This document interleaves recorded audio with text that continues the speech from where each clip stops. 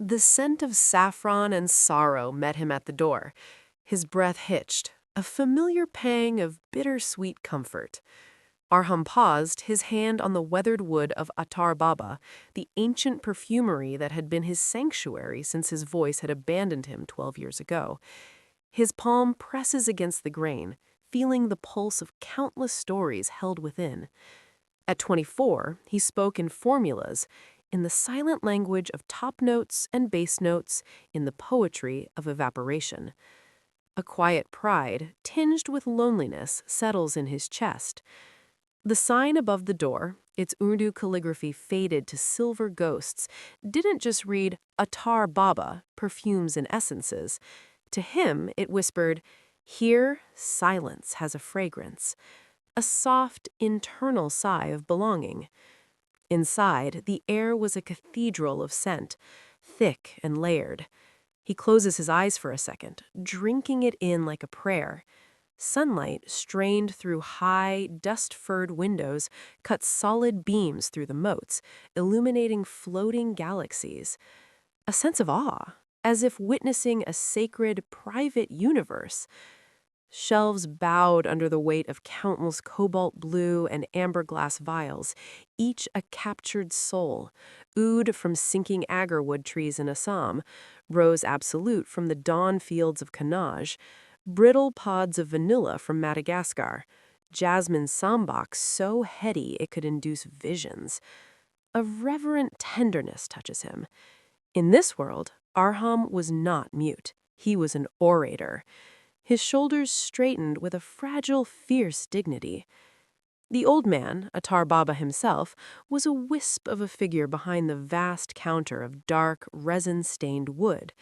His eyes, the color of wet slate, held the patience of centuries and the sharp glint of a magpie. He nodded as Arham entered, a slight dip of his white-bearded chin. A flicker of deep, unspoken affection passes between them. "She's coming today, Beta," he said, his voice a dry rustle of leaves. There's a knowing, almost teasing glint in his eye. "The one I told you about, the girl who listens with her eyes." Arham's hands, long-fingered and stained with the faintest memory of spices and resins, came alive. A spark of curiosity, quick and bright. They moved in the dusty light like pale, articulate mobs, fluttering, settling, forming shapes with a graceful urgency. "Deaf?" he signed, a language he and the old man had forged over years, part invented, part absorbed from the city's unseen communities.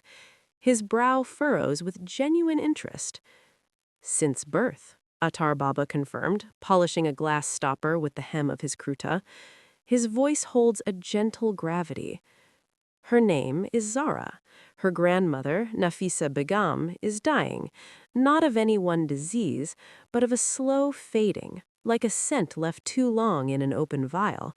She wants a ghost scent, a memory in a bottle for the girl to keep." Arham's curiosity, a dormant creature in the still lake of his routine, stirred. He feels it uncurl in his gut, warm and alert. Not about the scent. Ghost scents were their specialty, their sacred duty. He was the necromancer of nostalgia, Attar Baba his guide. No, it was the girl. How did someone navigate a world of silence that was complete, not chosen? A wistful ache, a pang of kinship. His own silence had been a violent theft, a door slammed shut in a storm. The old shame, a cold pebble in his heart. It was a prison he decorated daily with the colors of scent, but a prison nonetheless. Hers, perhaps, had never had a door. Was it simply home? Was the world quieter or louder in a different way? A yearning to understand, to connect across the divide of their silences. He moved to his workbench, a landscape of controlled chaos, his domain, his anchor. Copper degs and babkas, the ancient distillation apparatus, gleamed dully. Porcelain bowls, glass pipettes, and strips of perfumer's blotters lay in precise disarray. His ledger, bound in cracked leather, lay open. His handwriting was a meticulous, small script, noting formulas not by names but by emotions and images. Regret of a first rain, vetiver, damp earth, crushed green mango leaf. Midnight promise, night queen, musk, star anise. A quiet satisfaction in the order of his chaos. The bell above the door chimed, a sound so rare it always startled him. His head jerked up, a jolt of surprise. It wasn't a delicate tinkle, but the clear, single note of a temple bell cutting through the dense perfume. She entered like a shift in atmospheric pressure. The air in the room seemed to change, to still and focus. Zara. She was small, wrapped in a cream-colored pashmina shawl that seemed to swallow her slight frame. Her hair, a dark, heavy cloud, was loosely tied back. Her eyes, as she scanned the room, were the color of steeped tea, a deep, warm brown with flecks of gold. They moved with an intelligent, cautious efficiency, absorbing the space, the light, the old man, and finally, him. He felt seen, assessed, in a way that was unnerving and exhilarating. He didn't look at his face, but at his hands, still resting on the open ledger, then at the space around him, as if reading the air he displaced. He instinctively curls his fingers slightly, self-conscious. She smelled, subtly, of hospital antiseptic, of starched cotton, and underpinning it all, the sharp, green scent of unresolved grief. His perfumer's nose identifies it, and his heart responds with a tug of empathy. Attar Baba greeted her with a soft, respectful nod. She offered a small, tentative smile and approached the counter, extracting a simple cloth-bound notebook and a pen from her bag. She wrote, her handwriting a flowing, confident script, and turned the book towards the old man. Arham watched, fascinated by the graceful economy of her movements. My grandmother, Nafisa Begum, is very weak. She spoke of a scent my grandfather wore. She called it his armor and his whisper. She said it smelled of rain on hot stone and promises. Can you make this? The words struck him as profoundly beautiful. Attar Baba read it and gestured to Arham. This is my hands, Arham. He is the one who speaks to the ghosts. A flush of pride mixed with sudden, acute pressure. Zara's eyes shifted to him. There was no pity in them, only a frank, assessing curiosity. He met her gaze, and something in him stilled. Arham felt suddenly self-conscious, the silence between them a tangible thing. It pressed on his skin.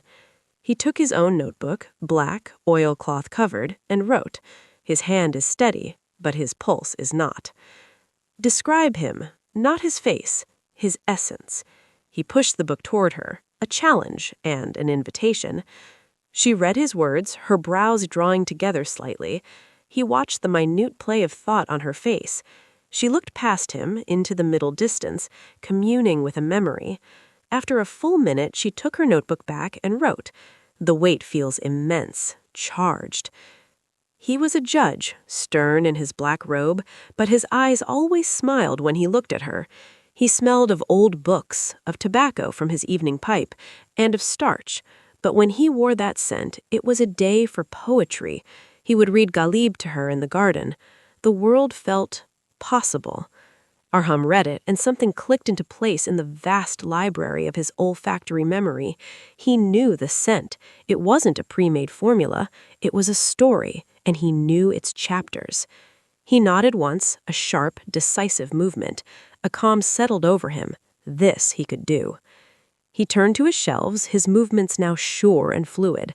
He selected a vial of mitti attar, the essence of parched earth after the first monsoon rain, pure petrichor. To this he added a drop of aged vanilla, not sweet, but smoky and complex, for the old books and the enduring love. A sliver of cured tobacco leaf soaked in sandalwood oil for his quiet evenings. A hint of crisp bergamot for the stern judicial clarity, and finally, a single precious drop of ambergris, the gray gold of the sea, for the poetry, the promise that survived death itself. He didn't work in milliliters or grams, but in heartbeats and whispers. As he worked, he was intensely aware of her watching. Her attention was a warm, focused beam on his back. She didn't stare at his face, but at his hands as they danced between bottles, at the careful tremor of a pipette, at the way he would close his eyes and inhale from a blotter strip, his expression a landscape of concentration. He felt both exposed and validated. His gaze was not intrusive, but profoundly attentive. She was listening with her eyes. The realization sent a wave of warmth through him.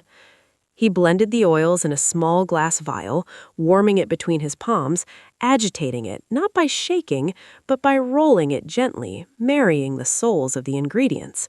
After 20 minutes, he deemed it ready. It was too young, but it had the truth of the memory. He applied a drop to a fresh blotter and handed it to Atar Baba, who inhaled, closed his eyes, and gave a slow, approving nod, a silent breath of relief.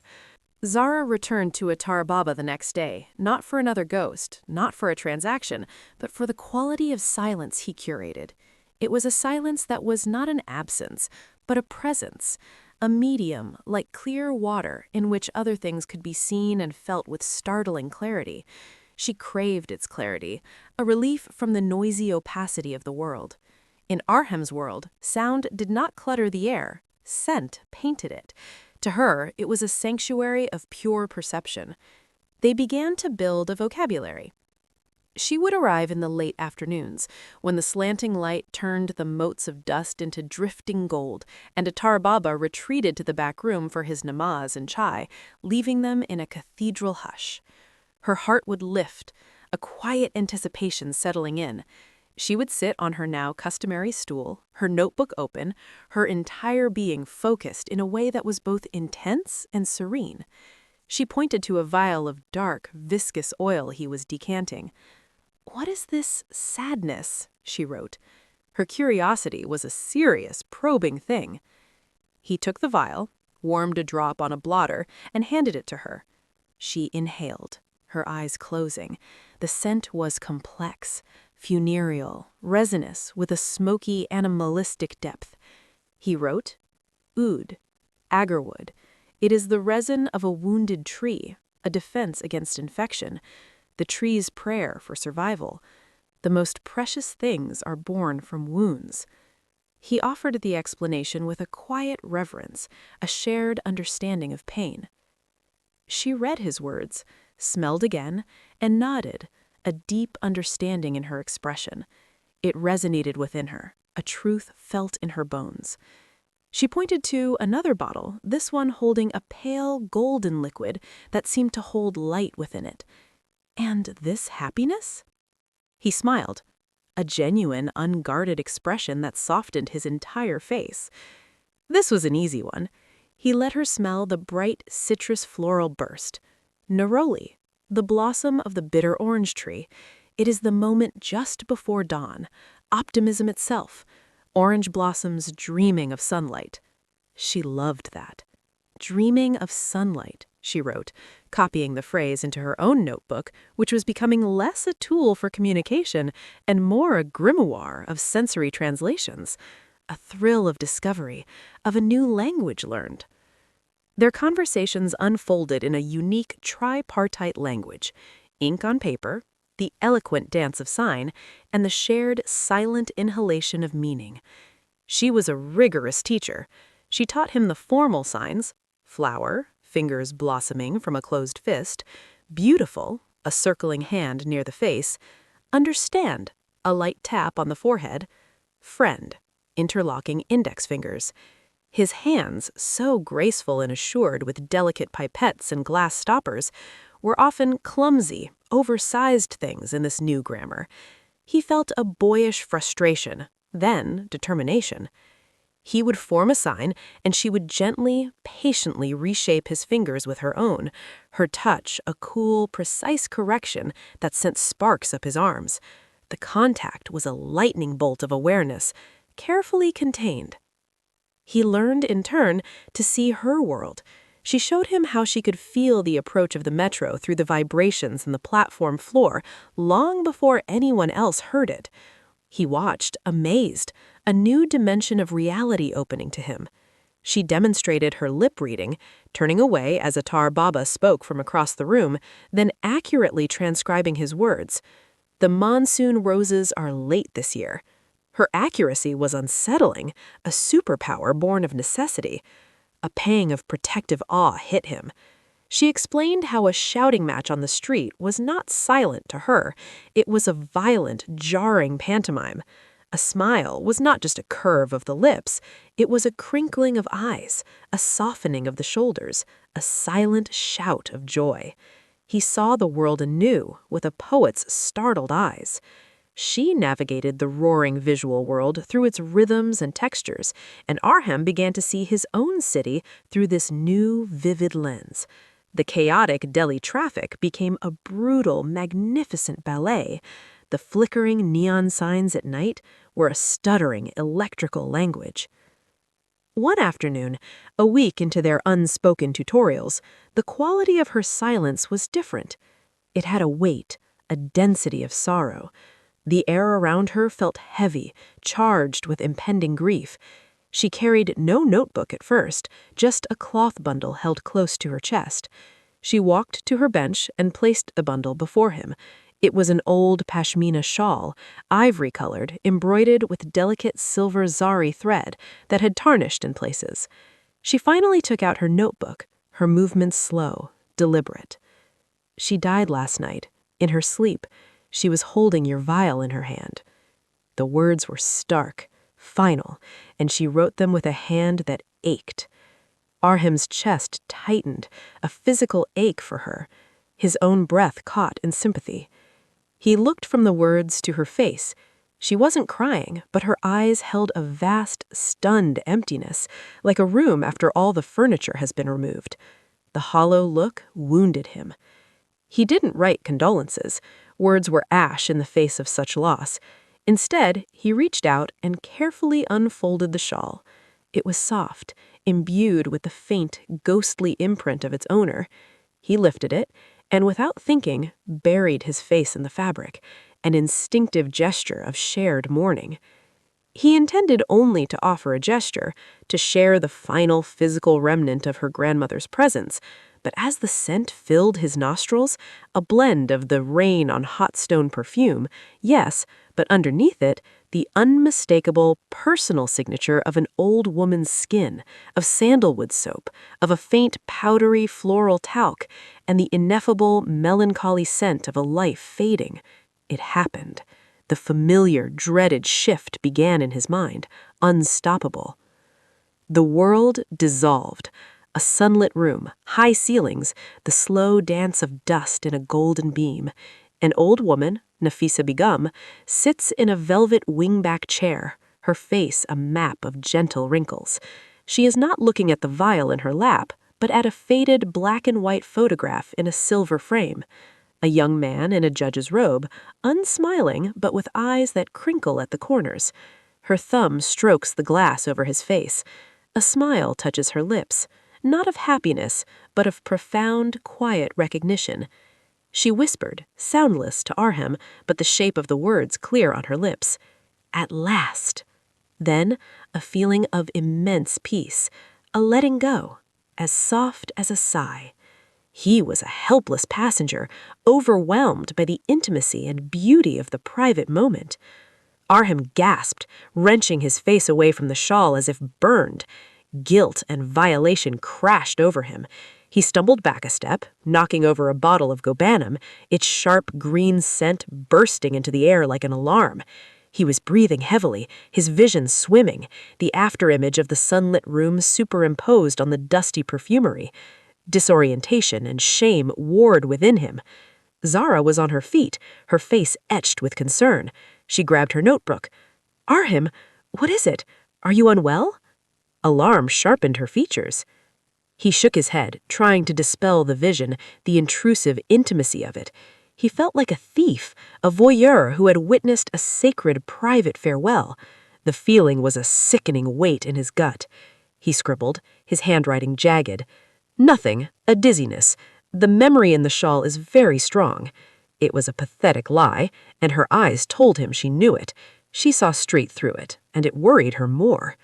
This was his secret curse, the dark underside of his gift.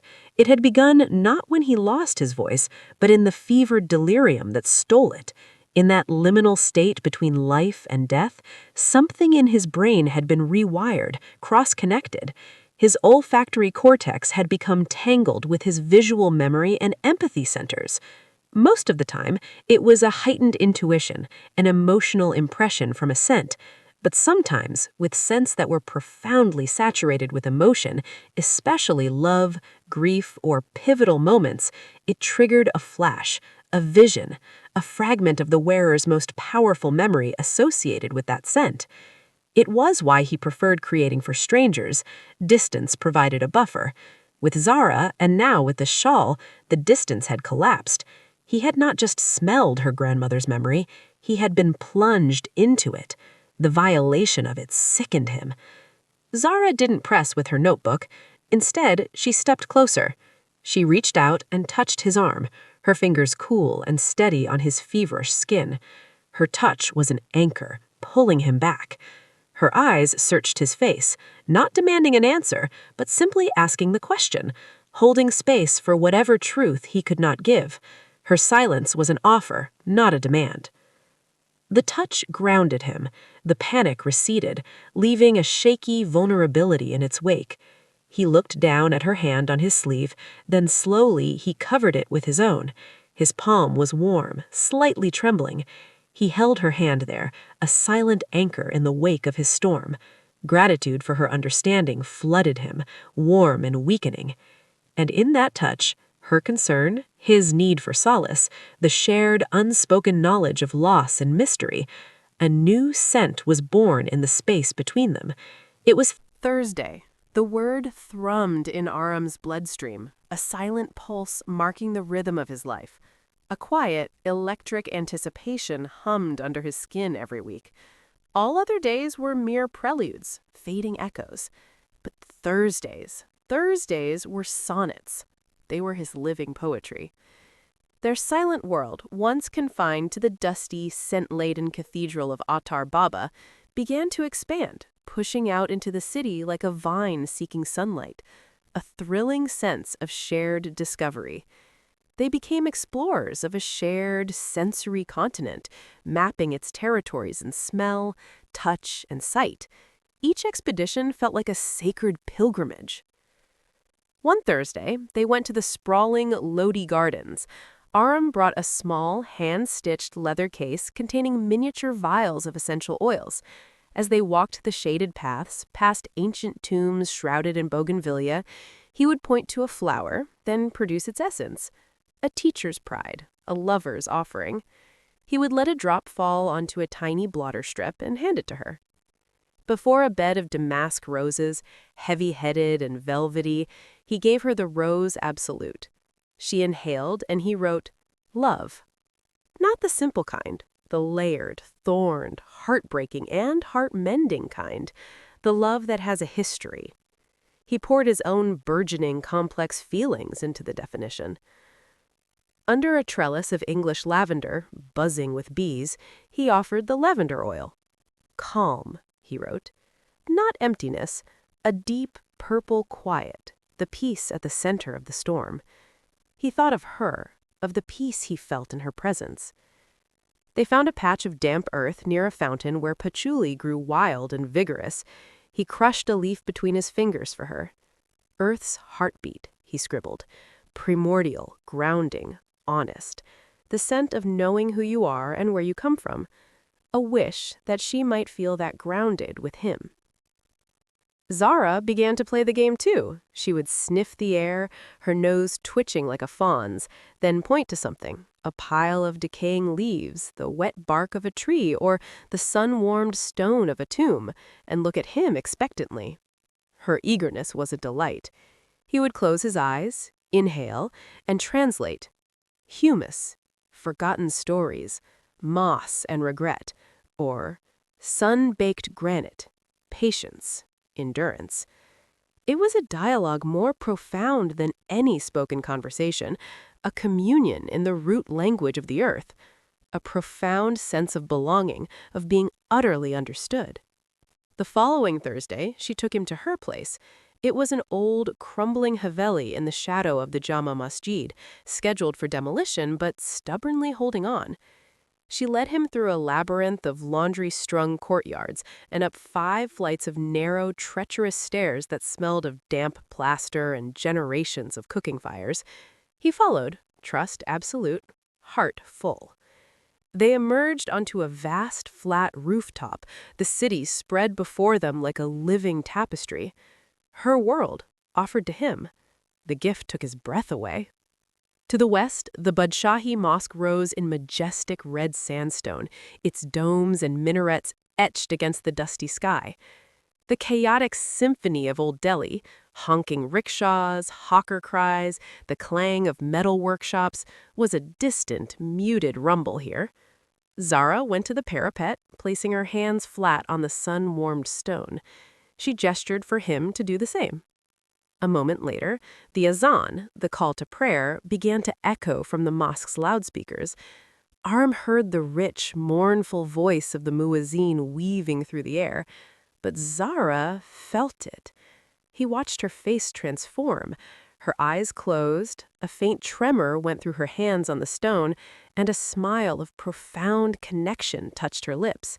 He witnessed her sacred intimacy with the world, a privilege that filled him with awe. She was feeling the vibration of the sacred chant traveling through the ancient masonry, up through her bones. To her, this was not sound, it was architecture singing. She opened her eyes, shining, and signed, "The stones remember God." He felt the truth of it vibrate in his own chest. They sat with their backs against the parapet, sharing a box of sweet, syrupy jalebis. She took out her notebook, its pages now filled not just with their conversations, but with small, vivid watercolor sketches, a vial of perfume, Attar Baba's hands, the play of light through the perfumery window. He saw himself reflected in her art, a dizzying feeling. "This is where I come to paint," she wrote, "when the world of mouths becomes too loud. They talk, and it's just silent jaws moving. Here, the world speaks in lines and colors and vibrations." Her confession was a raw opening, and he received it with tender care. She told him her story in fragments, like handing him pieces of a mosaic. She wrote of a loud, loving, bewildered family, a father who was a jovial, successful businessman, a mother who fussed, 2 older brothers who were protective to the point of suffocation. "They love me," she wrote, "but they love the idea of fixing me more. They took me to every doctor, every healer, every temple. My father cried when the last specialist said nothing could be done. I think he was crying for his own failure." He ached for the little girl she described, his protective instincts flaring. She wrote of school, of teachers who would turn their backs to write on the board, rendering their lessons meaningless, of children who would mock her voice when she tried to speak, the sounds clumsy and uncontrolled. "I learned to be very still, to watch, to see the lies in people's faces when their mouths smiled." Anger, cold and sharp, rose in him on her behalf. And she wrote of her salvation, color. "Sound is movement in air. Color is movement in light. I can catch light." She showed him photos on her phone of her paintings, not serene landscapes, but explosive, emotional abstracts, swirls of indigo and gold that she titled Vibration of Evening, jagged reds and blacks called Family Dinner, a stunning piece of soft grays, and a single luminous streak of green, first touch of rain, felt, not heard. He was overwhelmed by the beauty and pain in her art, by the magnificent force of her spirit. Aram was entranced. He saw the world through her eyes in those paintings, a world of profound emotional weather, of silent seismic shifts. He wrote, "You don't compensate for sound. You transcend it. Your world is not a quieter version of mine. It is a deeper, more vivid dimension." It was the highest compliment he could imagine, and he meant it with his whole soul. She read that and stared at him for a long time, as if he had handed her a key to a door she didn't know was locked. Her gaze held wonder and a dawning, fierce gratitude. But as the weeks passed, a shadow began to creep into their Thursdays. A tension would tighten her shoulders when she wrote about her family. He noticed a knot of worry forming in his own stomach. One afternoon, sitting on their rooftop as the sun bled orange over the mosque, the shadow finally took form. Her handwriting, usually so fluid, was sharp and angular. "They want to marry me off," she wrote. "My father has found a man, a good family friend. He owns a chain of pharmacies. He is very understanding." The words landed like physical blows. Arm's blood went cold. A sudden, icy dread flooded his veins. "Do you love him?" he wrote. The question was agony to form. She let out a sound, a short, bitter puff of air that was almost a laugh. "I have met him twice. He talks to my father, about me, as if I'm a complicated piece of furniture. My father says I need security. He means a man who will tolerate my flaw. A silent wife is not a bad thing, they think. She will not argue, she will not complain." Her resignation was worse than her anger. It was a surrender he couldn't bear. He couldn't bear it. The words on the page were useless, pitiful things. He dropped his pen. He moved closer to her on the sun-warmed stone. He took her face in his hands, his thumbs brushing her cheeks. A gesture of possession, of defiance. He forced her to look at his lips. He mouthed the words slowly, carefully, pouring every ounce of his conviction into the shape of each syllable. "You are complete." He said it again, silently. "You are complete." She read his lips. Her eyes, those steeped tea pools, filled, overflowed. A single tear tracked through the fine dust on her cheek. She didn't wipe it away. The sight of her tear, trusting and vulnerable, shattered him. She leaned forward, her forehead coming to rest against his. It was a gesture of utter surrender and connection, a silent sacrament, a moment of perfect, aching unity. They stayed like that, breathing each other's air, the vibration of the city a distant hum, the scent of the coming night, jasmine from a nearby courtyard, dust, cooling stone, wrapping around them. And in that moment, the scent that was uniquely them deepened. It shifted from the bright green top note of discovery into the profound heart note. The jasmine was still there, but now it was the night-blooming variety, richer, more intoxicating, pure in its offering. The world of scent, Arham had learned, was a world of collisions. It was a philosophy that offered little comfort now. A single drop of civet, foul on its own, could make a floral bouquet transcendent. The piercing green of galbanum could lift a heavy oriental from oppressive to divine. The invitation to Zara's family's Mendi ceremony, a pre-engagement celebration, felt like such a collision. It was a cruel, inevitable clash he was forced to witness. It was a fragrant, colorful event into which he, the note of silent discord, had been dropped. He felt like a stain on the perfect picture. He stood on the periphery of the vast manicured lawn of Zara's family home in Defense Colony, a world away from the dusty romance of Old Delhi. He was an alien in this polished world. Fairy lights twinkled in the neem trees, the air vibrated with the amplified, cheerful strains of a live sitar and tabla group, a sound that to him was a pleasant rhythm, but to Zara, he knew, was a complex, felt vibration through the grass and the soles of her feet. He felt a pang of shared, secret understanding, even now. Women in silks and chiffons swirled like exotic birds, their perfumes creating a visible haze of jasmine, rose, and vanilla in the humid evening. The scent of marigold garlands, sizzling kebabs from the buffet, and expensive agarwood incense from brass burners formed a cloying, celebratory fog. It was a beautiful, suffocating blanket of false joy. Arham felt like a ghost in his best beige linen kurta, holding a neatly wrapped box of Attar Baba's finest rosewater bottles, a generic, safe gift, a pathetic offering, a symbol of his place here. He was here as the kind perfumer, the odd, silent young man who had provided comfort to dear departed Nafisa Begum. A charity invite. The label chafed, a reminder of his insignificance. He saw Zara across the lawn, a captive star. She wore a sea-green anarkali, her hair elaborately braided, her face a masterpiece of controlled neutrality. His heart ached at the sight of her, so beautiful, so trapped. She was holding court, surrounded by chattering aunts and cousins, her eyes periodically scanning the crowd until they found him. In that instant, her mask slipped, and he saw a flash of shared trepidation, a silent SOS, a desperate connection, a shared dread that was their only intimacy now. Then he arrived. Saqib. He didn't walk onto the lawn, he made an entrance. Arham's stomach clenched.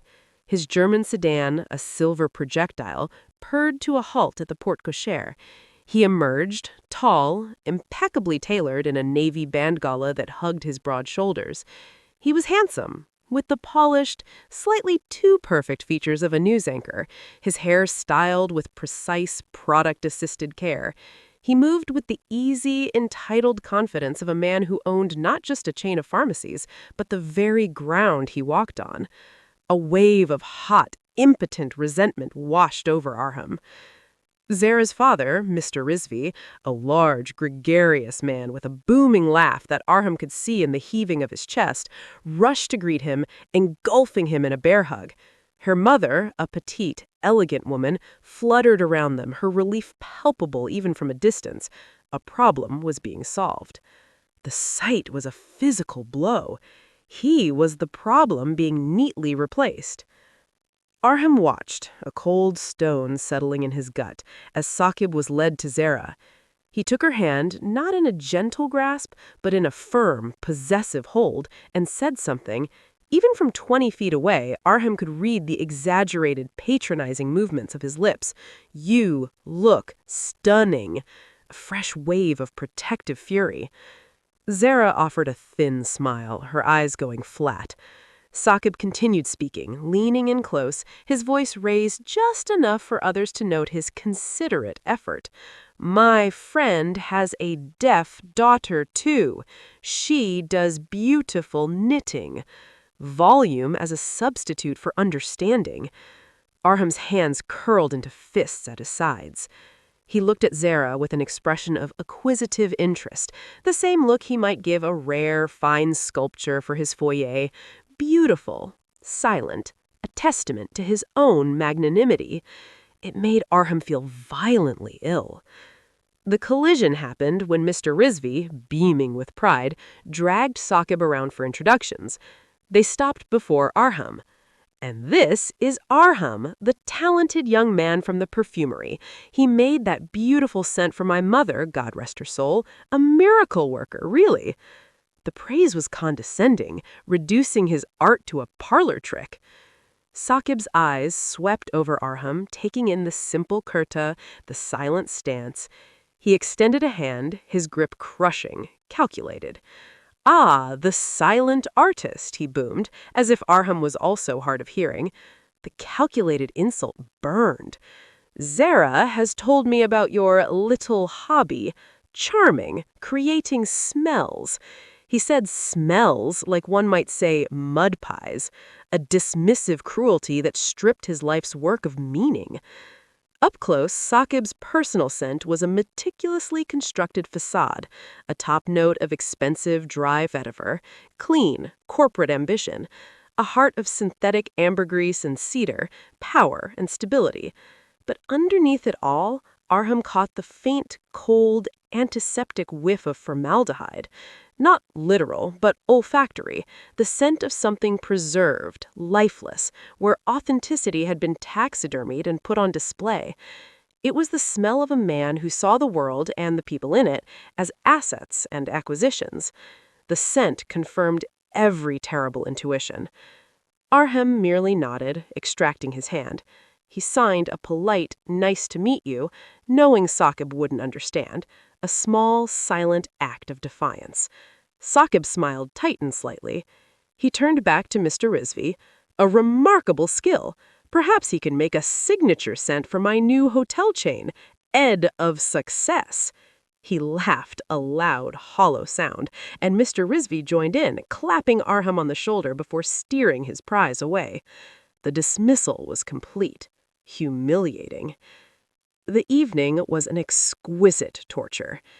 Arham watched Saqib hold forth in the center of a group of men, holding a whiskey glass like a scepter.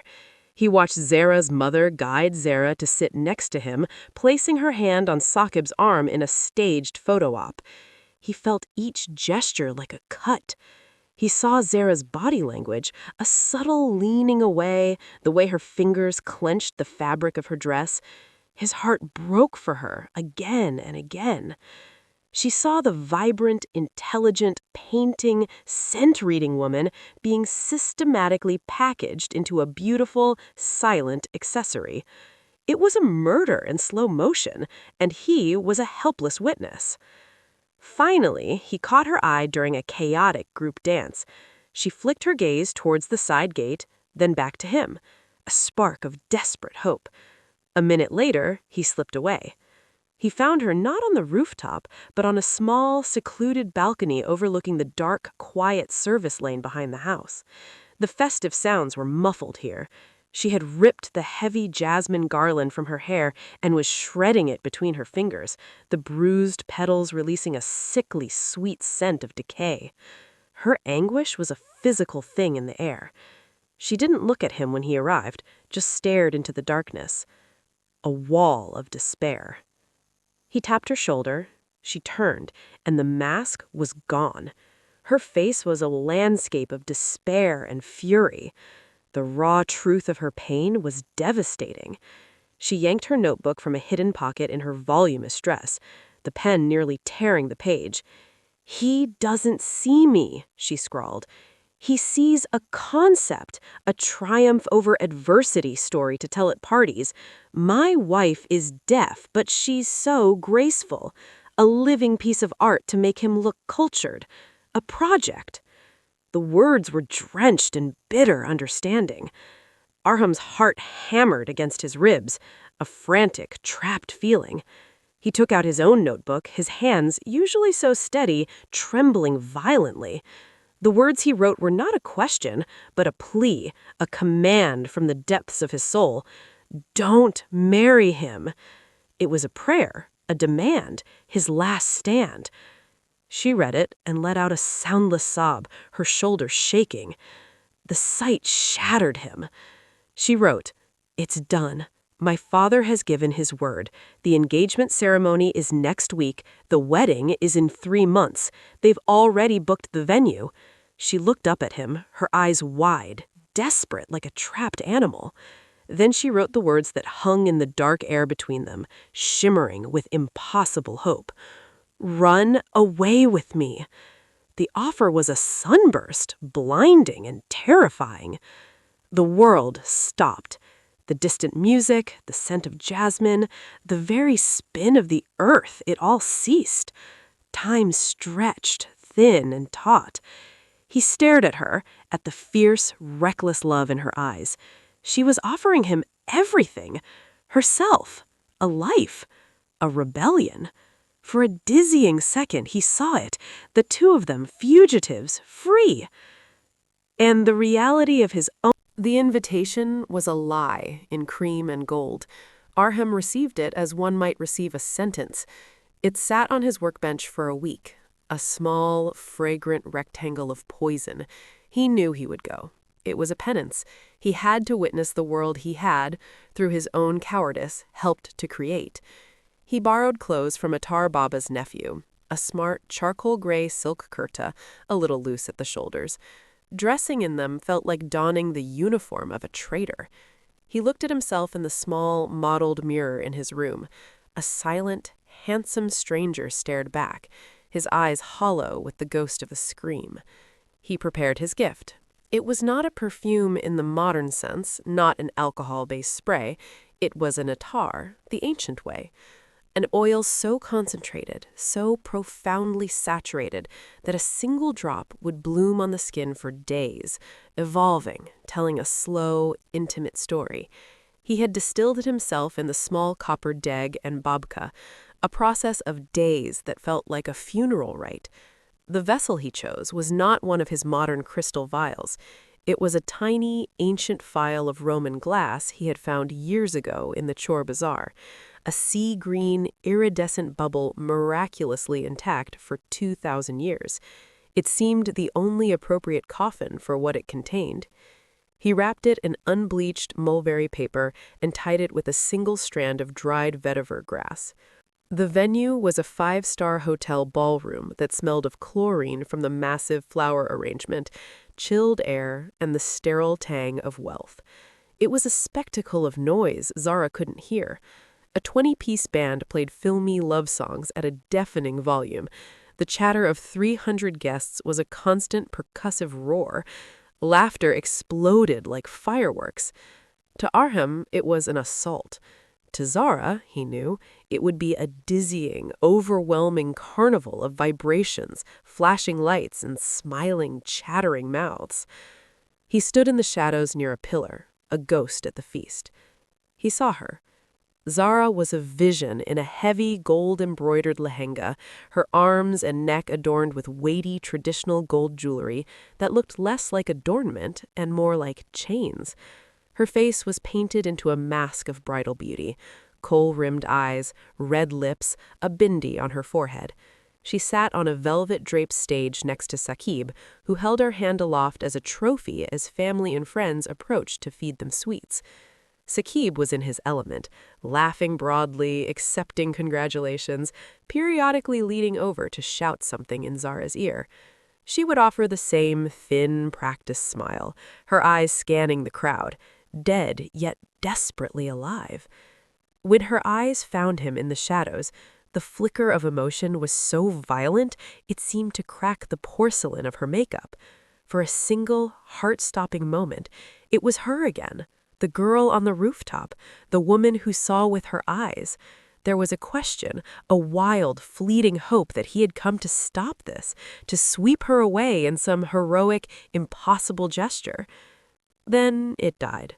She saw his borrowed finery, his posture of defeat, the small, wrapped box in his hand. Her gaze turned inward, the light extinguished, leaving only a profound, weary resignation. She looked away, back at the flashing camera lights. Arham's chest constricted. He waited for an hour, a statue of grief, until he saw her gesture to her mother and slip away from the stage, presumably to the restroom. He moved, navigating the edge of the crowd, following the direction she had gone. He found her not in the hallway to the bathrooms, but on a small, deserted service balcony overlooking the hotel's loading dock. She stood with her back to the door, her hands gripping the railing, her shoulders hunched as if carrying the weight of all the gold on her body. He stepped out. The noise from the ballroom was muted here, replaced by the hum of industrial air conditioners. She must have felt the vibration of his step through the metal floor. She turned. Up close, the doll-like effect was even more devastating. The makeup couldn't hide the redness around her eyes, the slight puffiness. She looked at him, then at the box in his hand, her expression unreadable. He held it out. She didn't take it at first. She just stared at him, her steeped tea eyes holding an ocean of accusation and sorrow. Finally, she reached out and took the small package. Her fingers, cold and jewel-laden, brushed his. A shock, now purely of pain. She unwrapped it with careful, deliberate movements. The Roman glass phial winked in the dull balcony light, a teardrop of ancient sea. She held it up, questioning. Arham took out his small notebook and pen, his hand steady now with the grim purpose of an executioner. He wrote, "For your wedding day, do not smell it before." She read it, her brows drawing together in confusion and a flicker of anger. She signed, her movements sharp, staccato with pain. "Why? Why give me this? Why are you here?" He put the notebook away. He stepped closer, forcing her to look at his lips in the half-light. He mouthed the words, shaping them with all the tenderness and finality he possessed. because some loves are too deep for words. She read his lips. A tremor went through her. She clutched the tiny vial to her chest as if it were a nail being driven into her heart. She opened her mouth as if to speak, to make a sound, but nothing came out, a perfect, terrible mirror of him. She simply stared, her eyes shimmering with unshed tears that would ruin her makeup. He could not bear another second. To see her cry would shatter the last vestige of his resolve. He turned and walked away, back into the roar of the celebration, leaving her alone on the balcony with his farewell sealed in Roman glass. He did not return to the party. He walked all the way back to Attar Baba, the borrowed clothes feeling like a shroud. The shop was dark, silent, holy in its emptiness. He lit a single lamp at his workbench. The symphony of scents that usually soothed him now felt like the mocking whispers of ghosts. He had created the attar in a state of trance-like agony. He had named it in the ledger he now knew he would never write in again, Farewell. Its architecture was simple, brutal, and true. The top note was not a note, but a slash. Bitter orange, Citrus aurantium variety amara. Not the sparkling bergamot of her intelligence, but the harsh, unripe peel, the essence of promise soured, of potential crushed. Regret. The heart note was the core of the elegy. He had used a maceration of black roses, not a natural absolute, but roses dyed in the vial, their petals turning a funeral black as they steeped in the oil, imparting a distorted, melancholic, almost wine-like version of the flower's soul. Mourning love. Love not lost to death, but to choice, to weakness, to the world. It was the love that remained, forever stained. The bass note was the anchor in the abyss. He used the oldest, most sacred, most sorrowful resins he possessed, a sliver of Cambodian oud so rich it smelled of smoke, tears, and the profound prayer of a dying tree, and tears of Somali myrrh, dusty, medicinal, ancient, the scent of embalming, of preservation, of things meant to last beyond death. Death and preservation. The death of their future, the preservation of his love in this vial, forever sealed, forever grieving. It was, in every sense, his last composition, his masterpiece of despair, the truest, most honest thing he had ever made. Exhausted, hollowed out, he slumped at his workbench. His hand brushed against something soft in the drawer.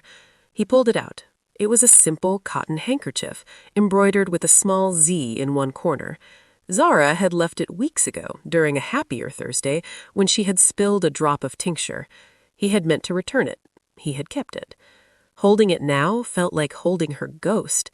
He brought it to his face. It carried the faint, beautiful salt scent of her skin, the lingering whisper of the sandalwood soap she used, and beneath it, almost vanished but still perceptible to his hypersensitive nose, the last ghost of Zara and Nisbat, the portrait of her perfume he had made. Their scent. A wave of unbearable longing broke over him. He closed his eyes and inhaled deeply, burying his face in the cloth, seeking one last connection to the woman he had lost, to the happiness that had been within his grasp. The vision did not come as a gentle flash. It was a physical assault. It slammed into the base of his skull and dragged him down into a vortex of memory he had spent half his life walling off. He is 9 years old. It is raining, a torrential Mumbai monsoon downpour. The windshield wipers of their little Maruti 800 thump a frantic, useless rhythm. He's in the back seat, vibrating with rage. He had been the last child picked up from the school gate, soaked and humiliated. His mother turns from the passenger seat, her face a mix of apology and exhaustion. There's a fresh cut on her temple, a jewel of blood from where his father's beatcase, swung in his own frustration, had accidentally clipped her. "Arham, Beta, please," she says, her voice strained over the drumming rain. "The traffic. Appa had a difficult meeting. Don't be angry." but the fury in his small chest is a white-hot coal. It's not about the weight, it's about the constant feeling of being an afterthought in their busy, important adult life. The wedding day dawned not with promise, but with a garish, relentless heat. The sky was a blanched, merciless blue, the sun a hammer on the gilded dome of the Rizvi mansion.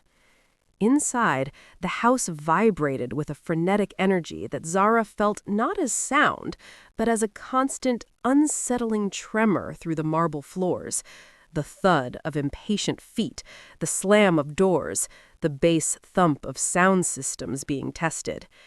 She sat at her vanity, an island of stillness in the storm. Women, aunts, cousins, professional makeup artists, swarmed around her like brilliant, chattering birds, their mouths moving in silent, rapid-fire instructions and gossip.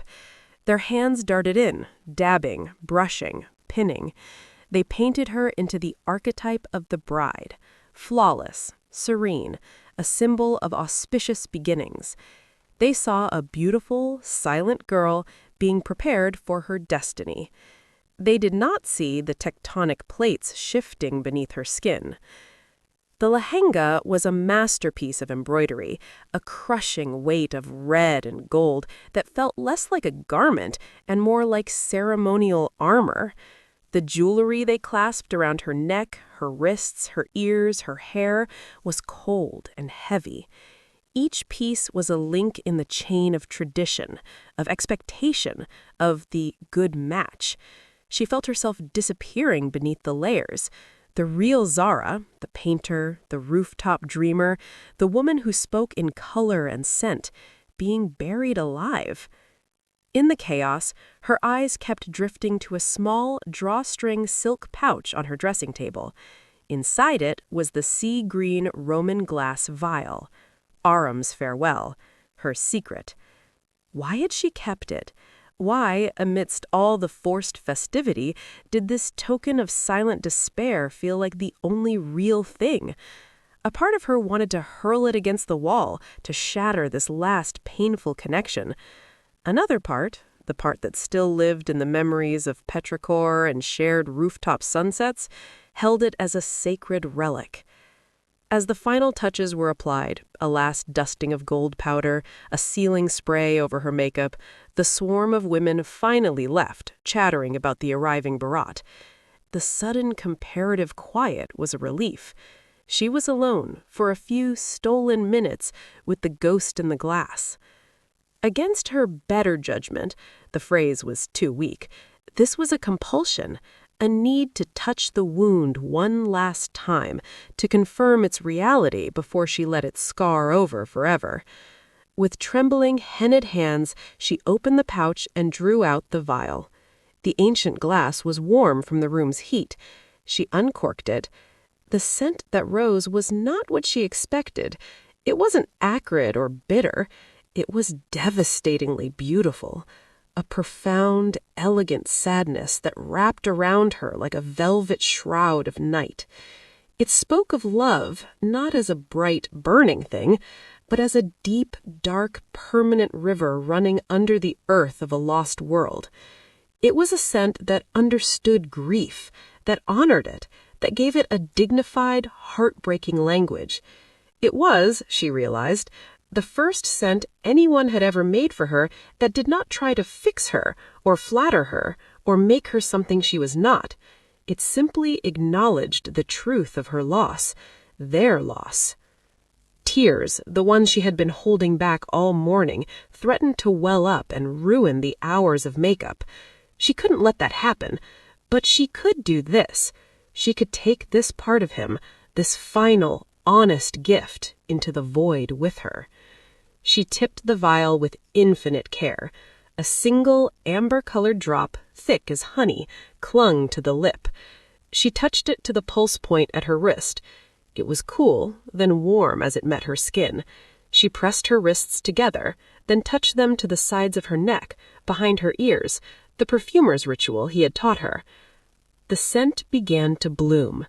At first, it was just the intensification of that beautiful sadness, wrapping closer, becoming personal, hers. Then, as her body heat worked on the attar, something else happened. The world didn't just smell different, it shifted. A vertigo, not of the mind, but of the senses. The visual noise of her lavish room, the red silks, the glittering mirrors, smeared. A different scene imposed itself not over her sight, but inside it, bypassing her eyes entirely, projected on the canvas of her consciousness. Rain. Not the gentle monsoon rain of their rooftop, but a violent, diagonal downpour streaking across glass. The shaky, blurred view from a car's back seat, the frantic, useless swipe of windshield wipers. A woman's face, turning. Kind eyes, a worried smile. A tiny cut on her temple, a bead of blood like a misplaced bindi. The woman's lips move. Haram, beta, please, don't be angry. Then a child's voice, not heard, but felt in her own bones, a raw, piercing scream of pure, unfiltered rage. The words materialize in the air of the vision, sharp as glass shards. I hate you. The shock of the words, the woman's face shattering, a sharp, shouted reprimand from the driver's seat, a jerk of movement, then light, blinding, refracted, terrifying light filling the world, the deafening, metallic scream of tearing metal, a centrifugal whirl of force, and then silence. A thick, woolly, absolute silence. The smell of rain on hot pavement, gasoline and fear. A child's perspective, upside down, seeing a broken arm, still forms. Trying to scream, nothing comes out. Only a raw, ragged whisper of air. A blur of white. A hospital room. A man in a white coat, his face kind but etched with professional gravity. His lips move, the words forming with terrible clarity. The trauma to his vocal cords, the shock, he may never speak again. The vision released her as abruptly as it had seized her. Zara gasped, stumbling forward and grabbing the edge of her dressing table for support. Her knees buckled. The ornate mirror reflected a bride white as her pearls, her eyes wide with the horror that had nothing to do with the wedding. She was trembling violently, the heavy jewelry rattling a faint, discordant chime. It wasn't a memory, it was his memory, Aram's. The scent had not just carried a message, it had been a conduit, a psychic bridge built of shared grief and his uncanny gift. She had been in the car with him. She had felt his childish rage, his all-consuming guilt, the moment his world and his voice shattered. The understanding was instantaneous, a lightning bolt of agonizing clarity. His silence wasn't an accident. It wasn't just a medical condition. It was a monument, a lifelong penance, self-imposed. The last words from his voice were a weapon of hate, and in the catastrophic aftermath, he had buried that weapon forever, sealing his own guilt inside a mute body. His entire life, the retreat into scent, the quietude, the profound listening, was built on this foundation of atonement. And he had given it to her. He had entrusted her with the raw, unvarnished truth of his ruin. Not as an accusation, but as an offering, as the deepest, most terrible confession of love a man without a voice could make. This is my brokenness. This is why I could not be brave. Forgive me. Outside her room, the vibrations in the floor changed. The barat had arrived. She could feel the deep, percussive thump of the doldrums, a vibration that traveled up through the foundations, through the legs of her chair, into her spine. She could see through her window the flashes of light from the dancing guests, the exaggerated, laughing movements, a carnival of noise she was locked out of, celebrating a union she could not feel. She looked at herself in the mirror, the perfect bride, the red and gold mannequin, and on her skin, warming, evolving, was the scent of a man's shattered heart, bitter orange giving way to the mournful black rose, the whole thing anchored in the sacred, funeral resins of oud and myrrh. It was his soul, bleeding onto her skin. The women would be back any moment to lead her to the mandap. Saqib was waiting. Her father's pride, her mother's relief, the family's honor. It was all a vast, intricate machine, and she was the final gleaming cog being slotted into place. Her first wild instinct was to run, to tear the heavy clothes from her body, to scrub the scent from her skin, to flee to Atar Baba and hold the broken, silent man and tell him he understood, that his silence wasn't cowardice, but a burden he had carried since childhood, and she would help him lay it down. But the vision showed her the other side of that choice. The scandal would be nuclear. Her father's wrath would be limitless. It wouldn't fall on her alone. It would annihilate Aram. A voiceless, penniless perfumer accused of bewitching and stealing a bride? He would be crushed. His sanctuary, Atar Baba. The house in Defense Colony was a monument to success.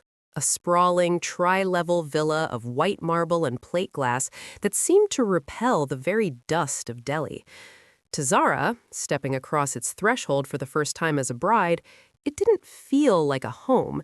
It felt like a beautifully furnished sensory deprivation tank.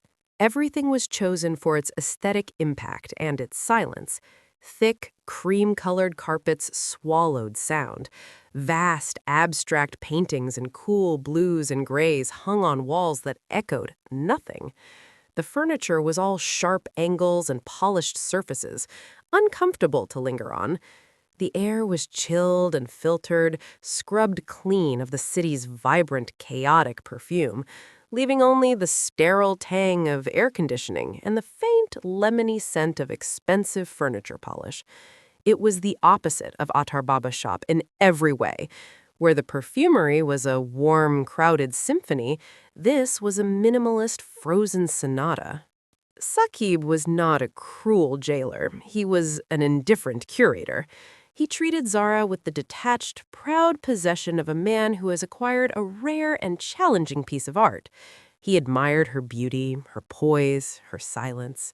He showed her off at parties, guiding her through rooms with a hand on the small of her back, introducing her with a practiced line, "My wife, Zara. She's a remarkable painter, and she doesn't mind the noise."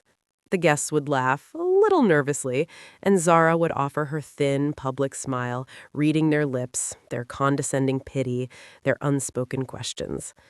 At home, he largely ignored her. He spent long hours at his pharmaceutical empire or at his club. When he was home, he was often on the phone, his loud, confident voice filling the cold spaces.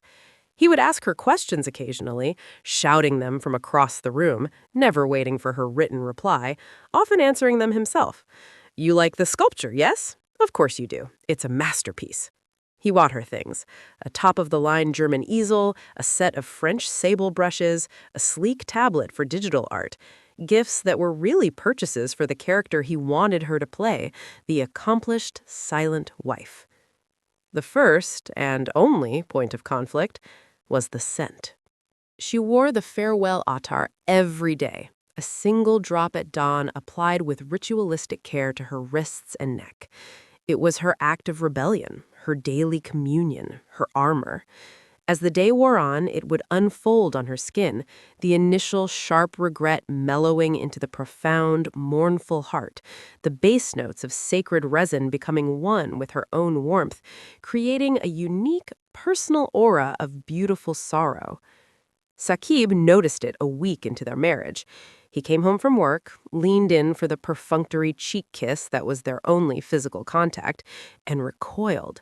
"What is that smell?" he asked, his voice loud with distaste. Zara, used to his volume, didn't flinch. She picked up the small notepad she carried everywhere. "It is a perfume," she wrote. "It smells like a graveyard," he said, wrinkling his nose as if detecting something foul. "Sad and old. It's not modern. It's not cheerful. People will think you're depressed." He walked to his liquor cabinet, pouring himself a whiskey. "I'll get you some proper perfume from Paris. Chanel, something bright, floral. Wear that." Zara looked at him, her expression unreadable. She wrote a single word on the pad, underlined it twice, and held it up. No. Saqib stared at the word, then at her. A flicker of irritation crossed his face, quickly smoothed over by bemusement. This was new behavior. His silent wife was expressing a preference, an inconvenient one. He shrugged, taking a sip of his drink. It's just eccentric. He said the word as if it were a synonym for flawed. To him, it was just another curiosity of his acquisition, like a painting that was slightly too dark for the room. He could tolerate it. And so the scent became her unchallenged territory. In the marble cage, it was the one thing that was unequivocally and defiantly hers. It was her tether to the man who saw her complete, her reminder of a truth that existed outside these cold walls.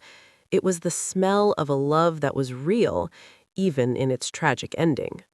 Zara's life fractured into two distinct existences. By day, she was Mrs. Saqib Ahmed. She attended tedious kiddie parties with other corporate wives, where she would smile and nod, pretending to follow conversations she lip-read in fragments. She painted, but only the kind of art deemed appropriate for the walls of a pharmaceutical magnate's home. Serene landscapes of Kashmir, delicate watercolors of flowers, technically perfect but soulless copies of old masters. Saqib framed them and hung them in his study, pointing them out as evidence of his wife's refined hobby. But at night, in a small, north-facing room she had claimed as her private studio, a concession Saqib allowed, thinking it a harmless outlet, a different Zara emerged. Here, she painted on large, unstretched canvases with violent, urgent strokes. Her abstracts were eruptions of feeling, swirls of bloody crimson and arterial black titled Suffocation, jagged slashes of chrome yellow and deep violet called Unheard, a masterpiece of textured grays with a single trapped circle of luminous blue in the center, the silence between words. These paintings were her screams, the voice she had never possessed, given form and color and texture. She hid them, stacked against the wall, faces inward, a secret gallery of her true self. And she wrote. She filled beautiful, cloth-bound journals with words. Not a diary, but letters. Letters to Arham. They were never sent, never intended to be. They were a lifeline cast into the void, a continuation of their silent conversations. Today, I smelled rain on the hot marble of the patio. It wasn't your petrichor. It was empty. I tried to paint it, but all I got was gray sludge. Saqib has people over. A man laughed so hard he choked. I felt the vibration of his coughing through the floor. It was the most interesting thing that happened all evening. I wear your scent every day. It is my shield. Sometimes in a crowded room, I catch a phantom note of sandalwood or a particular green leaf, and for a heart-stopping second, I think you are there. My body turns before my mind can stop it. You never are. The ache is a physical thing, Arham, a hollow space behind my ribs that echoes. I had your vision again last night, not from the scent, just in a dream. I was in the back of that car. I was the one who screamed. I woke up with my throat burning. She missed him with a specificity that was torture. She missed the deliberate, graceful movement of his hands as he worked. She missed the way he would close his eyes to smell something, his entire being focusing into that one sense. She missed the quiet scratch of his pen on paper, the shared laughter that was only in the eyes and the shaking of shoulders. She missed being seen, not as a project or a painting, but as a whole, vibrating, feeling universe. While Zara curated her silent rebellion and defense colony, Arham performed a different kind of vanishing act. A month after the wedding, he left Attar Baba. He left a note for the old man, simple and final. Gone to find the source of sense. Thank you for being my voice when I had none. Do not look for me. He sold the few possessions he had, took his perfumer's case and his ledgers, and became a ghost. He traveled not as a tourist, but as a pilgrim on a scent trail, a penitent seeking absolution in the raw materials of his art. He went to the Valley of Roses in Bulgaria, waking before dawn to walk between endless rows of pale pink Rosa damascena, watching the harvesters with their careful, calloused hands plucking blossoms that held their scent only in the cool morning. He learned that it took thousands of kilos of petals to produce a single kilo of absolute, a lesson in the profound density of beauty. He journeyed to the mist-shrouded hills of Assam, to the clandestine, smoke-filled huts where agarwood was distilled. He sat for days with the distillers, men who spoke little but understood the language of resin and fire, learning that the most precious perfume in the world began with a wound in a tree, an infection, a long, slow suffering that produced a sacred defense. He traveled to Grasse, the perfume capital of the world, but bypassed the large houses. He sought out the small, family-owned fields where jasmine grandiflorum was picked by hand at first light, its scent so intoxicating it could induce a kind of waking dream. He learned that true jasmine refused to yield its soul to steam distillation. It had to be coaxed out by enfleurage, laid on fats that slowly absorbed its breath, a lesson in patience and surrender. He was a spectral figure, this tall, silent Indian man with the haunted eyes and the preternaturally discerning nose. He worked occasionally, trading his skills for room and board, helping a distiller perfect an accord, identifying a contamination, creating a scent for a local festival. He never stayed long. He was running. Not towards something, but from the memory of Zara's eyes on that balcony, the hope that had flickered and died, the devastating resignation that had followed. He was trying to outpace the scent of farewell that seemed to live in his own nostrils, a permanent condition. 5 years. They passed, not as a river, but as a slow, settling dust. It coated the surfaces of Zara's life, softening its sharp edges into a uniform, dull gray. Her marriage to Saqib had achieved a kind of equilibrium, a well-oiled, silent machine of mutual disregard. They were partners in a venture called Appearances. He provided the stage, the funding, the social legitimacy. She provided the curated, beautiful silence, the tasteful paintings for the walls, the graceful presence at functions. They spoke only of logistics. Dinner is at 8 for the chief minister. Your mother is visiting on Thursday. They occupied the same vast, cold house like two rare species in adjacent climate-controlled terrariums. Her art, paradoxically, had flourished. The secret, furious abstracts of her first married years had given way to a more controlled, but no less powerful style. She began to exhibit in Lahore's small, avant-garde galleries. Her deafness, once a source of pity in her personal life, became part of her mystique in the art world. Zara Ahmed, the artist who paints sound. Critics wrote ponderous essays about her synesthetic landscapes and vibrational topographies. They saw her work as intellectual explorations of sensory perception.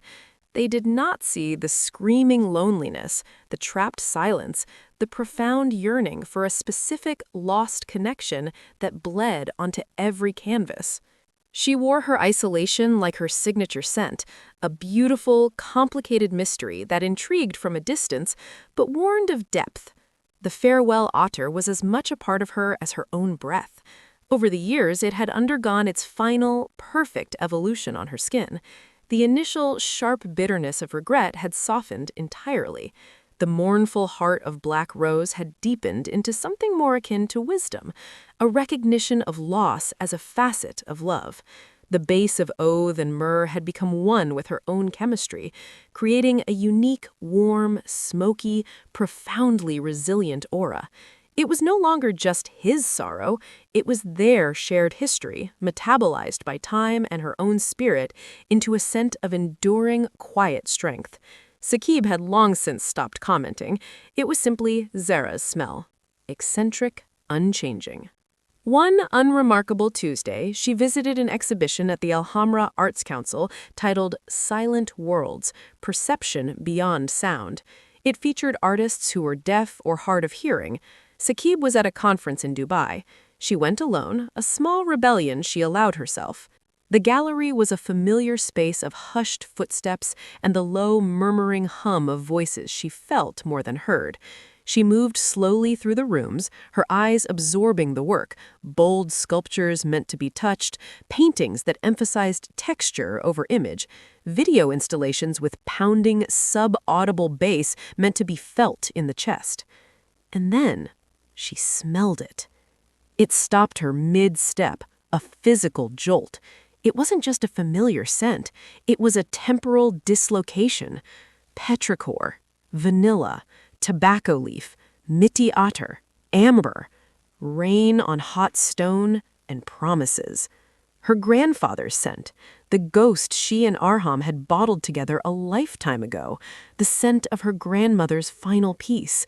It hung in the conditioned air of the gallery, impossibly vivid, cutting through the sterile white cube atmosphere like a memory made flesh. Her heart, that quiet, dutiful organ that had beat a steady, numb rhythm for years, gave a frantic, painful lurch. She felt a rush of blood to her head, a lightheadedness that had nothing to do with the room. She turned, her senses sharpening to a preternatural point. Her deafness somehow heightened her olfactory focus. She was a bloodhound on a single, sacred trail. She followed it, weaving through clusters of chatting visitors, past sculptures and canvases, her eyes barely registering them. The scent grew stronger, pulling her to a secluded corner of the gallery, a small alcove lit by a single, focused spotlight. There, on a plain white plinth under a glass bell jar, was an installation. It was stark, simple, devastating. On a bed of raw, undyed silk lay a single sea-green Roman vial. Not the one from Farewell, that was hers, hidden in her bedroom. This was its twin, the original vial from Atar Baba, the one he had decanted her grandfather's scent into, the one she must have left behind on that fateful day, forgetting in her grief. A small, elegant card beside it read, "Fragment of a Promise. Artist, anonymous. Medium, scent, memory, glass. Scent, Rain and Promises, 1994. Note, this vessel once contained a ghost. The scent has long since evaporated. What remains is the memory of its making and the echo of the promise it held." Zara's hand flew to her mouth. Tears, hot and immediate, sprang to her eyes. It was a punch to the soul. This was not just an artwork. It was a message in a bottle cast into the sea of the world, somehow finding its way to her. Who had done this? Who knew? As she stood there, trembling, trying to compose herself, she became aware of a presence beside her. Another viewer had stopped to contemplate the installation. She sensed him in her peripheral vision, a tall man, standing very still. A shiver, unrelated to the gallery's air conditioning, traced her spine. It was a vibration she knew, a specific frequency of silence. Slowly, as if moving through deep water, she turned her head. He was older. The softness of his 20s had been carved away by time and what looked like relentless travel, leaving a face of sharper, more austere angles. A close-cropped beard, threaded with early silver, covered his jaw. His hair was longer, tied back, revealing the pronounced lines at the corners of his eyes. Lines not of laughter, but of intense, perpetual focus and a fatigue that was bone-deep. He wore simple, well-worn clothes of linen and wool, a world away from the borrowed silk of the engagement party. But his hands, they were clasped loosely behind his back, slender, graceful, eternally expressive, and on the pad of his right thumb, a faint, permanent stain the color of aged violet, the tattoo of a perfumer who had macerated too many petals. Arham. The world did not so much fall away as invert. The gallery, the people, the ambient hum, all dissolved into a silent, white noise. For her, it was always silent. Now, for him, in this shared moment of shock, his world of sound seemed to have dropped away too. They existed in a vacuum, a bubble of pure, stunned recognition. He felt the weight of her gaze and turned his head. Time, that linear, punishing river, did not just stop, it looped back on itself, collapsed. 5 years of numb marriage, of silent paintings, of lonely nights vanished. She was 24 again, standing in Atar Baba, watching his hands conjure a ghost from memory. He was that young man, seeing the girl who listened with her eyes for the first time. His eyes, the same deep liquid brown, but now shadowed with the ghosts of the places he'd been and the pain he had carried, locked onto hers. They traveled over her face, taking in the elegant woman she had become, the subtle signs of time and experience, the poised sadness that was both familiar and new. His gaze dropped for a fraction of a second to the gold band on her left hand, a fleeting, almost imperceptible tightening around his eyes. Then his gaze returned to her face, and he inhaled, almost imperceptibly. She saw his nostrils flare. He was smelling her, smelling the farewell otter, now transformed on her skin, his own creation, worn every day for 5 years, a scent he knew better than his own heartbeat. The shock in his eyes softened into something agonizingly complex, awe, sorrow, a profound, gut-wrenching tenderness. He had no notebook, no pen. The old props of their communication were gone. For a long moment, they just stared, drinking each other in, the silent years screaming between them. Then he moved. He raised his hands. They were no longer the clumsy, oversized things of their first lessons. They were fluent, elegant, assured. He signed, the shapes crisp and clear in the gallery light, his expression utterly open, raw. You kept it. He meant the scent. Farewell. Her daily armor. Her vow. A sob caught in Zara's throat, silent as everything else. The tears she had been holding back spilled over, tracing clean lines through her light makeup. She didn't wipe them away. Her own hands rose, the language of their lost Thursdays flowing back into her muscles, as if it had never left. She signed back, her movements sure, filled with 5 years of pent-up conversation. You came back. He shook his head slowly, his eyes never leaving hers. He signed, not back, just here, for this exhibit. A friend curated it. He found the vial in the shop. I paused, his hands hesitating before forming the next signs. Each one waited. I didn't know you would be here. She signed, do you have time? He glanced around the nearly empty alcove, then back at her. A silent war played out on his face. They left the sterile stairwell without a word, a shared, unspoken destination pulling them like a magnetic north.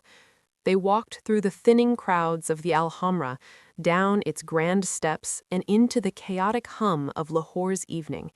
The city wrapped around them, the scent of exhaust, frying food, and night-blooming flowers, but they moved through it in a bubble of profound silence, side by side, not touching.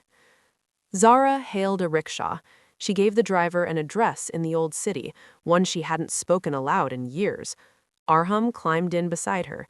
The tiny vehicle buzzed and shuddered, weaving through traffic with suicidal glee. The physical proximity in the cramped space was overwhelming. The brush of his linen-clad thigh against her silk sari, the scent of him, now a complex blend of foreign clays, unfamiliar woods, and the enduring clean scent of his skin mixing with the farewell attar on her wrist. They did not look at each other. They simply existed in the shared, vibrating reality of their reunion. The old Haveli was still there, more dilapidated, seemingly held up by the laundry lines strung between its balconies. They climbed the 5 flights of treacherous stairs, the familiar smells of damp plaster, cumin, and generations of living flooding back. Arham's hand brushed the wall, a gesture of homecoming so poignant, Zara had to look away. They pushed open the rusted metal door to the rooftop. Time had been both cruel and kind. The space was overgrown with hardy, dusty weeds pushing through cracks in the concrete. Forgotten furniture, a broken charpai, a plastic chair bleached by the sun, lay where they had been left years ago. The city skyline had shifted, new glass towers glittering in the distance. But the view to the west was blessedly, eternally the same, the majestic sandstone bulk of the Badshahi Mosque, its domes and minarets etched against the deepening cobalt of the evening sky, strings of lights beginning to glow like captured stars. They stood for a moment, side by side at the parapet, their hands resting on the same sun-warmed stone. The azan began, its rich, mournful call weaving through the twilight. Arham heard it. Zara felt its vibration travel up through the masonry, into her palms, up her arms, a familiar, sacred tremor. She closed her eyes. It was the same. He was here. Finally. When she opened them, he was looking at her, waiting. The floodgates, held back by shock and public space, burst open. They moved to a relatively clear corner, sitting on the sun-bleached concrete, knees almost touching. And then they talked, not with notebooks, but with their hands. 5 years of bottled silence, of unsent letters, of paintings no one understood, of scents created for strangers, all of it poured out in a torrent of graceful, frantic signing. Their hands flew, painting pictures in the air more vivid than any canvas or fragrance. Her story came in chapters, her signs sharp with remembered frustration, then softening into the numb acceptance of her daily life. Marriage is a business meeting that never ends, she signed. He talks, I am decor. The house is beautiful, it is a museum, and I am the main exhibit, quiet, well-behaved. At night, her hands continued, her expression transforming. I paint, not the pretty things for his walls, real things, the feeling of choking, the color of loneliness. It's like screaming, but no one hears the vibration. She paused, her hands hovering in the air before forming the clearest, most heartbreaking summation. He doesn't see me. He never did. He sees an idea of a wife. You, she looked directly at him, you saw me. Then it was his turn. His signs were broader, more weathered, infused with the landscapes he'd traversed. I ran, he admitted, his expression grim, to the ends of the earth, chasing smells. I thought if I found the source of every scent, I could find where I lost us. He described the rose fields, a sea of pink at dawn, the smoky, sacred huts of the oud distillers, the jasmine pickers with baskets of starry white blossoms. I became famous, he signed, a flicker of irony in his eyes. The mute knows. People pay a fortune for a drop of my memory. I capture the ghosts of strangers, but my own ghost. His hands stilled, then formed a shape over his heart. It followed me everywhere. The confession hung in the air between them, as tangible as the scent of the city below. Then Zara signed the question that had been the core of her being for 5 years. She made the signs slowly, deliberately, ensuring he felt the weight of each one. Why did you give me that memory, your pain, the accident? Arham's face seemed to age in the fading light. He looked down at his hands, the stained, gifted hands, then back at her. His signs when they came were heavy, slow, a solemn confession. So you would know the worst of me, the shame at the root of my silence. So you would understand why I was broken, why I couldn't fight for you. I thought, if you knew the monster I believed I was, you could finally be free. You could hate me, and it would be easier to walk into your new life. Maybe you could forgive me for being a coward. Zara listened, her eyes never leaving his face. When he finished, a profound stillness settled over her. She reached out, her fingers gentle, and turned his face towards her, forcing him to meet her gaze. Her own eyes were blazing with a truth so fierce it was almost tangible. She signed, each movement clear, strong, undeniable. There is nothing to forgive. You were a child, a frightened, angry child who loved his parents. Your silence was never cowardice. It was a different kind of bravery, a terrible, lifelong bravery of bearing a punishment you did not deserve. I saw your love for them in that memory, Arham. It was everywhere. He stared at her, his breath catching. No one had ever framed it that way.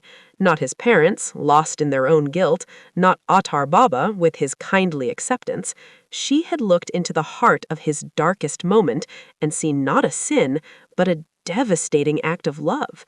Then she told him about her vow, the decision she had made on her wedding day, standing before the mirror in her red lehenga, his scent blooming on her skin. I wore your sorrow to protect you, she signed. I knew if I ran, your father's anger would destroy you, your shop, your peace. I went into that marriage to be a shield for you, to carry your secret so you could be free of it. That was my promise, my silence for yours. The revelation was an earthquake. Arham's composure shattered. While he had been wandering the globe wrapped in a cloak of self-pitying exile, playing the tortured artist, she had been living a daily, deliberate sacrifice. She had entered a life of quiet despair, not out of resignation, but out of a fierce, protective love for him. He had given her his wound, thinking it a burden that would make her leave. Instead, she had taken it and built a fortress around it with her own life. A sound escaped him, a raw, choked gasp that was the ghost of a sob. He buried his face in his hands, his shoulders shaking. The guilt he had carried since childhood was now eclipsed by a new, more immediate agony, the guilt of having let her do this for him. Zara didn't try to comfort him with touch. She let him feel it, the immense, humbling weight of her sacrifice. She sat beside him, a silent pillar of strength, as the last of the sun's rays bled from the sky. When he finally looked up, his face was ravaged but clear. The setting sun performed its final alchemy, painting the heavens in strokes of fire and ash. Saffron bled into rose dust, which deepened into a bruised, majestic indigo. Zara saw the colors, as she always did, vibrant, emotional, names on a palette. Arham, in the deepening twilight, smelled the sunset, the smoky golden scent of saffron threads burning, the powdery softness of crushed rose petals, the cool, mysterious depth of indigo dye vats.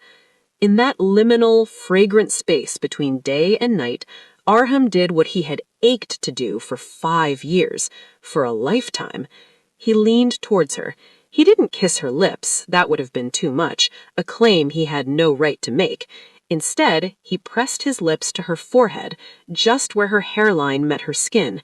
It was a kiss that held everything, an apology, a benediction, a staggering gratitude, a love so vast and complicated it defied any language but this touch.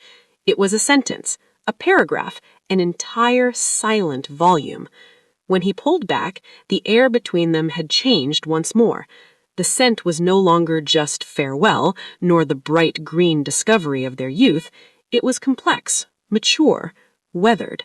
It had the rich, honey depth of rose otto, love that had survived fire and frost, the earthy, grounding essence of vetiver, roots that had grown deep in barren soil, the clean, sacred smoke of frankincense, the beginning of a painful, necessary healing. And, woven through it all, eternal and haunting, the trace of night-blooming jasmine, the memory of their beginning, now the heart note of their present. He signed, his hands moving with a new... The crisis, when it came, did not arrive with the poetic subtlety of a fading scent. It was a financial explosion, sudden and brutal, detonating in the pristine, sterile world Saqib had built. A massive government tender for pharmaceuticals, one he had staked his entire empire on, collapsed under allegations of corruption. His debts, once manageable pillars of his ambition, became avalanches. The gleaming house and defense colony, the German cars, the art collection, all of it was suddenly smoke and mirrors. The marble was real, but the foundation had turned to sand. As his world crumbled, the thin veneer of his civility toward Zara cracked and peeled away. His indifference, which had at least been a neutral space, curdled into a sour, simmering resentment. Her presence in his crumbling palace became an affront. Her silence, once a convenient quirk, now felt like a profound, mocking judgment. Every time he shouted into his phone, trying to salvage deals that no longer existed, her quiet, focused painting in the next room felt like a condemnation. And the scent, that constant, mysterious, beautiful sadness that clung to her, became a physical irritant. It was the smell of a life separate from his, a world of emotion and memory he had never accessed, and now, in his failure, felt violently excluded from. One evening, the pressure found its weakest point. He had been drinking heavily, a cheap whiskey that burned, unlike the smooth single malts of his past. He stormed through the house looking for something, anything to break. He found her in her private studio. She was standing before a large, nearly finished canvas. It was titled Silent Echoes. It was not one of her angry abstracts, but something new, a swirling, intricate masterpiece of blues, grays, and silvers. It looked like the visual representation of a complex, layered silence. One could see, if one looked closely, the ghostly, graceful shapes of hands forming signs, the echo of a minaret, the blurred impression of a vial. It was the most beautiful, personal, invulnerable thing she had ever painted. Saqib saw none of its beauty. He saw only her absorption in a world that was not his. He saw the evidence of a rich inner life that had persisted, even thrived, in the ruins of his own. "You live in this house," he roared, the alcohol and fury thickening his voice. "You eat my food, you wear the clothes I bought, and you sit here in your perfect silence, dreaming of another man's silence." He knew she couldn't hear him. That was the point. He needed to scream. He needed the violence of sound. Zara, feeling the vibration of his footfall and the displacement of air, turned. She saw his flushed, contorted face, the wildness in his eyes. Before she could move, he lunged at the canvas. He didn't just knock it over, he grabbed it with both hands, his fingers tearing through the wet paint, and flung it across the room. It hit the edge of her metal easel with a sickening crack, the canvas splitting diagonally, the beautiful, wet blues bleeding into a ruin on the polished floor. He stood, panting, paint smeared on his shirt and hands. His eyes, darting around for another target, landed on her dressing table. And there it was, winking in the lamplight, the sea-green Roman glass vial of farewell attar, the source of the scent, the symbol of everything that stood between them, of the ghost that had always been in the room. A look of pure, vindictive hatred crossed his face. He moved towards it. Zara saw his intention with terrifying clarity. She didn't think. She threw herself across the room, placing her body between him and the vial. She shook her head, a fierce, silent no. He grabbed her by the shoulders, trying to shove her aside. She was small, but her resistance was rooted in a 5-year vow, in the protection of the last piece of Arham's heart she possessed. She dug in, her hands scrabbling at his wrists. They struggled, a violent, silent ballet in the wreckage of her studio. He was stronger. He wrenched one arm free and made a grab for the vial. His fingers clutched around it. Triumph flashed in his eyes. He turned towards the large picture window overlooking the dead, manicured lawn, arm drawn back to hurl the ancient glass into the night. With a final, desperate lunge, Zara slapped at his hand. The vial flew from his grip. It did not sail towards the window. It arced upwards, spinning, catching the light for a breathtaking second, a green, tear-shaped star, before plummeting to the marble floor. The sound of its shattering was a high, pure, tragic note in the silent room. And then, the room exploded. Not with sound, but with scent. An overwhelming, invisible wave erupted from the point of impact. It was the ghost of her grandfather, the petrichor, vanilla, tobacco, mittiatar, and amber of rain and promises, released from its 10-year-long slumber. And it was fused, violently, with the heart of farewell, the bitter orange of regret, the mournful black rose, the sacred funerary oud and myrrh. The two most emotionally charged perfumes Arham had ever created, one for a love that survived death, one for a love that could not survive life, collided in the air. The cloud of scent was staggering in its complexity and its emotional payload. It was grief and love, memory and loss, a promise kept and a promise shattered, all blooming at once in the sterile room. Saqib staggered back as if physically struck. The fury on his face melted into confusion, then a strange, profound distress. The scent bypassed his intellect and went straight to a primal place. It didn't smell like a graveyard to him now. It smelled like the end of something he couldn't name, a loss he was only now realizing was his. It triggered a sudden, inexplicable grief in him, a wave of sorrow for all the things he had never understood, his wife, her art, the depth of the silence he had only ever treated as an absence. Tears, unconnected to his rage, sprang to his eyes. He covered his nose and mouth, choking on the beautiful, terrible cloud. Zara fell to her knees amidst the glittering shards of 2,000-year-old Roman glass. She didn't care if they cut her palms, her knees through her sari. Her hands hovered over the dark, precious oils soaking into the pale marble, already vanishing, evaporating into the air, taking with it the last physical remnant of Arham's love. This was it, the final note, the base note of her sacrifice released and gone. She looked up from the wreckage, not at the shattered glass or the ruined painting, but at her husband.